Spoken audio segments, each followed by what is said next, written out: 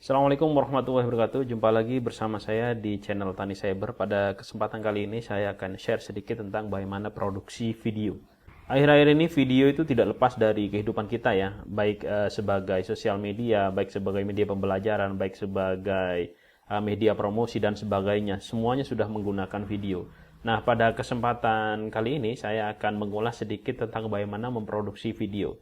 Nah, tentu saja bahasan kali ini adalah materi-materi yang formatif ya, materi-materi yang memang sesuai dengan pembelajaran ya. Tapi banyak hal di luar sana yang sudah bermigrasi cara pembuatan videonya yang sudah tidak mengikuti aturan atau panutan skenario yang sudah kita buat sebelumnya. Oke, langsung saja untuk produksi video ini kita akan bahas satu persatu. Video ini diperuntukkan untuk bagi pemula yang baru mengerti atau baru belajar tentang produksi video ya. Baik nanti produksinya digunakan untuk perfilman dan sebagainya begitu ya. Dimulai dari pengertian bahwa sebuah video atau video itu berasal dari kata visual ya. Berasal dari kata visual yang artinya dapat dilihat ya. Atau bahasa latinnya saya bisa melihat. Sedangkan pengertiannya sendiri bahwa video itu adalah teknologi atau pengiriman sinyal elektronik dari satu gambar yang bergerak. Nah, secara umum aplikasi ini banyak digunakan di media-media seperti televisi. Namun akhir-akhir ini tidak hanya televisi karena smartphone yang kita pegang itu sudah merupakan hypermedia, di mana sosial media yang ada di dalamnya termasuk misalkan Twitter, kemudian YouTube, kemudian Facebook, termasuk yang lagi booming akhir-akhir ini adalah TikTok. Itu semuanya menggunakan video sebagai bahan atau kontennya. Nah, kemudian ada jenis apa saja sih video itu? Nah, video itu sebenarnya banyak ya. Kalau kita sering bermain-main di YouTube, sering bermain-main di internet, sosial media, itu kan macam-macam video itu banyak sekali ya. Nah, di sini berdasarkan dari tujuan pembuatannya, itu ada beberapa. Yang pertama adalah video cerita. Jadi video cerita itu adalah video yang menceritakan tentang sesuatu hal yang akan kita angkat menjadi sebuah audio visual begitu ya. Jadi video ini biasanya digunakan untuk durasi-durasi yang lebih panjang. Kemudian yang kedua adalah film-film dokumenter atau video-video dokumenter. Video dokumenter ini bertujuan untuk merekam sebuah kejadian atau peristiwa dalam kehidupan nyata. Misalkan contohnya dokumenter tentang bagaimana kisah hidup seorang pengelola hutan bakau di sebuah pantai misalkan. Kemudian itu dibuatkan videonya dan tidak direkayasa, tidak ada cerita yang ditambahkan yang tidak sesuai dengan kenyataan. Tetapi video itu dibuat sesuai dengan kenyataan yang ada. Nah, kemudian yang berikutnya, yang C adalah video berita. Video ini tujuannya adalah untuk memberikan atau menjelaskan atau menggambarkan atau memaparkan sebuah berita, di mana berita ini adalah kejadian yang sebenarnya. Nah, itu adalah video berita. Seperti contoh, misalkan kalau di televisi itu, ya news-news gitulah, ada features, news, dan sebagainya. Misalkan yang berita-berita yang ada di stasiun televisi swasta, atau pemerintah, itu adalah video-video produksi yang digunakan tujuannya untuk berita atau memaparkan suatu kejadian. Itu adalah berdasarkan tujuan berita. Yang berikutnya adalah video pembelajaran. Nah, video pembelajaran ini digunakan untuk memberikan materi pembelajaran supaya mudah diserap dan mudah untuk diputar atau dilihat kembali pada lain kesempatan. Nah, contohnya adalah seperti video yang saya buat saat ini adalah salah satu kategori video pembelajaran, di mana saya memberikan materi-materi tentang video dalam sebuah video. Nah, ya, memaparkan tentang materi video dalam sebuah video. Nah, ini adalah video pembelajaran. Nah, biasanya ini juga banyak digunakan oleh guru-guru, kemudian digunakan untuk tutor-tutor untuk menjelaskan sesuatu yang terkait dengan pelajaran begitu ya. Nah, yang berikutnya adalah video presentasi. Nah, video presentasi ini adalah video yang digunakan untuk mempresentasikan atau menyampaikan ide atau gagasan. Nah, selain bisa menggunakan PowerPoint, presentasi itu juga bisa menggunakan sebuah video. Nah, contohnya misalkan menyampaikan tentang perkembangan sebuah perusahaan misalkan. Itu seperti apa, maka bisa dibuatkan untuk menjelaskan itu dalam sebuah video, sehingga lebih mudah dicerna dan juga bisa diulang-ulang untuk melihat presentasinya.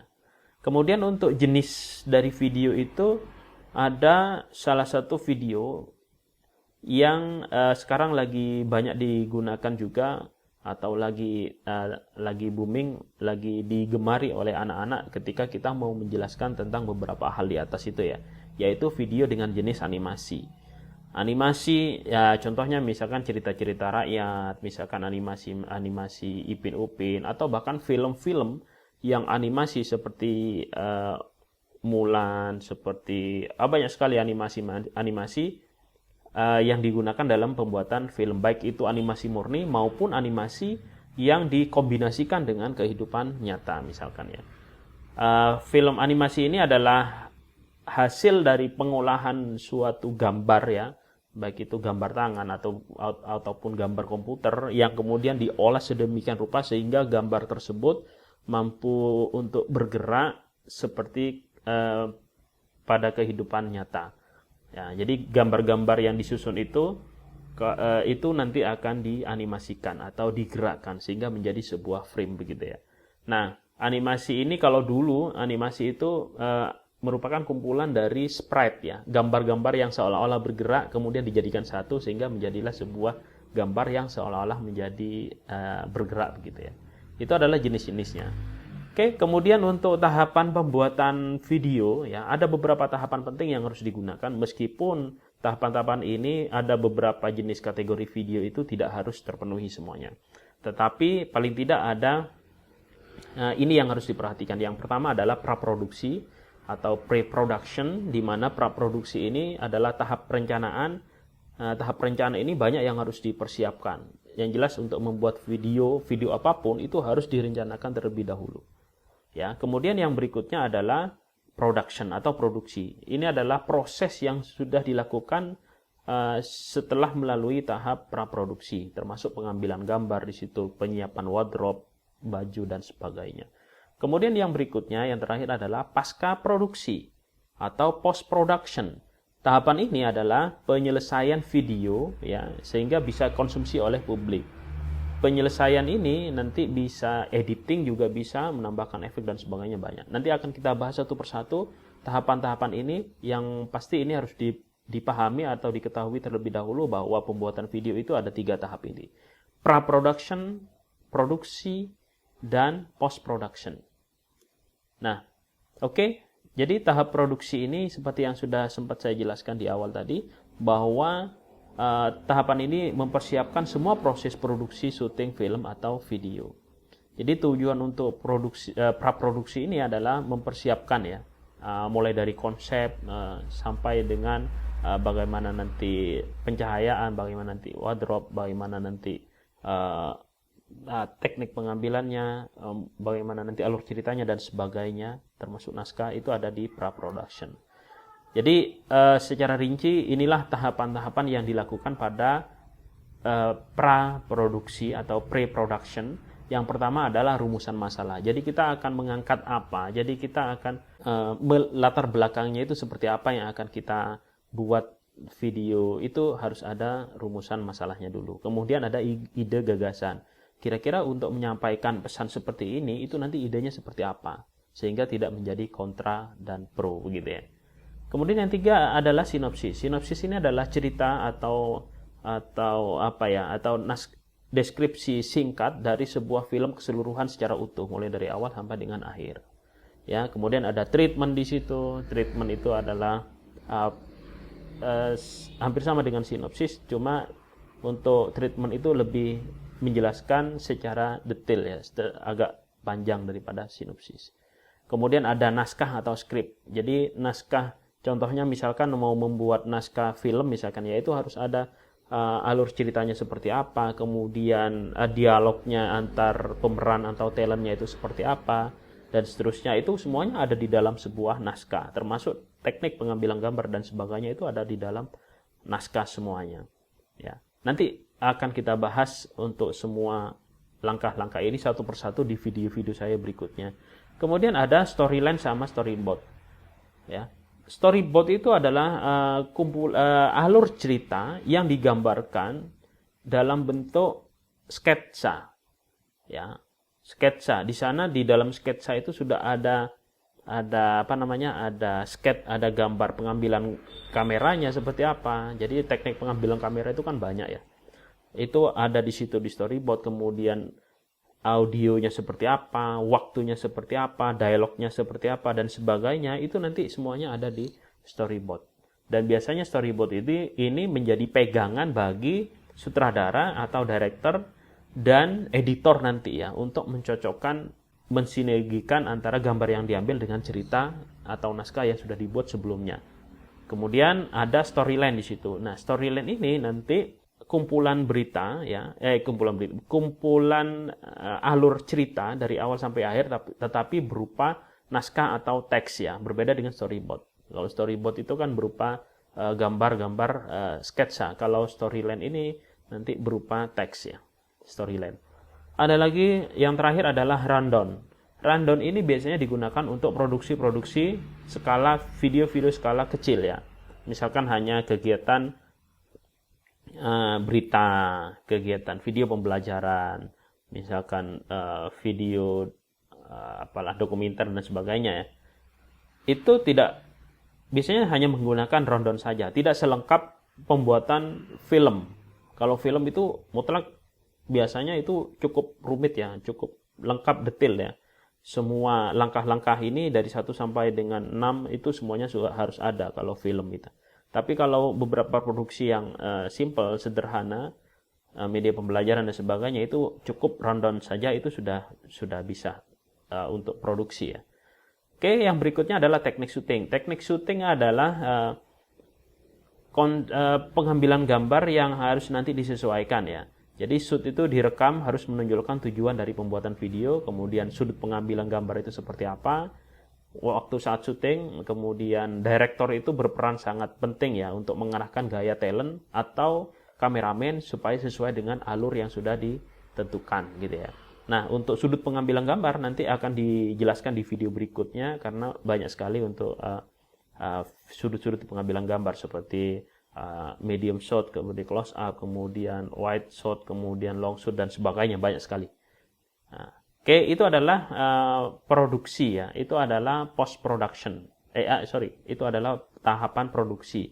Di mana tahapan ini adalah proses pembuatan atau saat di lapangan itu sudah siap untuk diambil sesuai dengan naskah atau persiapan yang sudah dibuatkan pada tahapan praproduksi. Yang terakhir itu adalah pasca produksi atau post production. Nah, pasca produksi ini adalah tahapan yang dilakukan setelah produksi, setelah pengambilan gambar ya. Setelah pengambilan gambar itu adalah pasca produksi. Ini adalah tahapan akhir ya. Di sini yang dominan tahapan ini adalah tahapan editing video yang sudah kita ambil, baik itu video yang dari kamera maupun video-video pembelajaran seperti screenshot, screen recorder dan sebagainya itu ya. Nah, tahapan ini nanti di editing ini ada beberapa yang akan dikerjakan, seperti misalkan membuat dan merangkai suatu cerita berurutan sesuai dengan storyboard, storyline, atau sesuai dengan rundown yang sudah kita buat di tahapan praproduksi. Kemudian memendekkan atau memanjangkan gambar sesuai dengan kebutuhan. Ini juga tujuannya adalah untuk mengontrol durasi atau waktu yang kita inginkan. Misalkan film itu nanti kira-kira akan dibuat misalkan 2 jam misalkan ya. Waktu pengambilan gambar bisa jadi film itu berbulan-bulan ya. Kalau misalkan tidak diediting, ketika dikumpulkan gambarnya itu bisa jadi sampai dengan 10 jam sampai dengan 12 jam.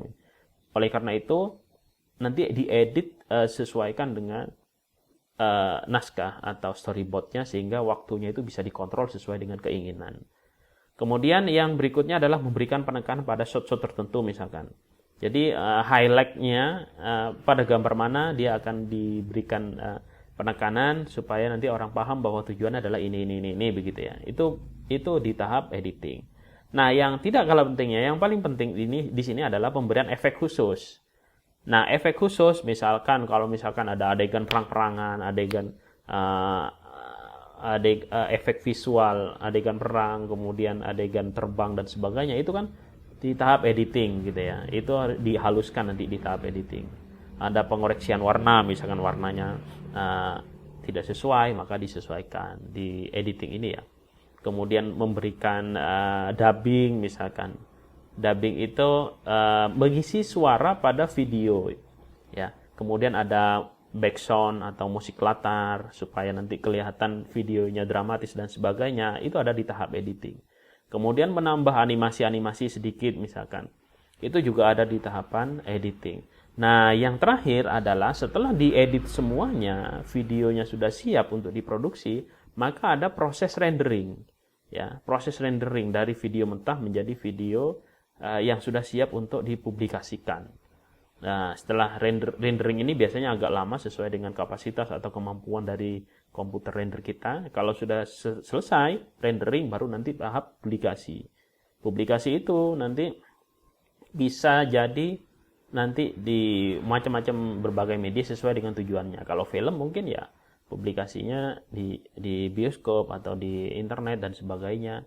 Kalau hanya produksi film media pembelajaran mungkin publikasinya hanya di kelas atau di YouTube atau media Facebook dan sebagainya, dan banyak hal yang bisa dilakukan pada proses rendering ini, termasuk format videonya itu seperti apa dan sebagainya.